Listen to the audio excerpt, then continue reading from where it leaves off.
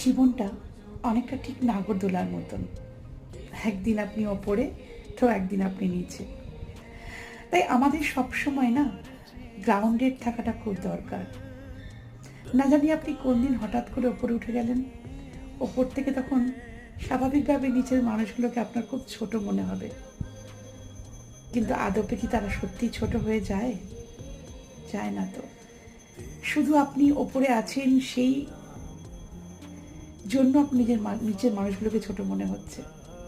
কিন্তু আপনি চাইলেই ওপর থেকে নিচে তাদের পাশে এসে দাঁড়ালেই আপনার ঠিক মনে হবে যে তারা মোটেও আদেও ছোট নন, তারা আপনার মতনই মানুষ। তাই জীবনে যখনই আপনি ওপরে উঠবেন, নিচে একটা পা সবসময় মাটিতে রেখে দেবেন। সবসময় জানবেন আপনি পৃথিবীরই একজন, আর পৃথিবীতে যারা আছে তারা আপনার মতোই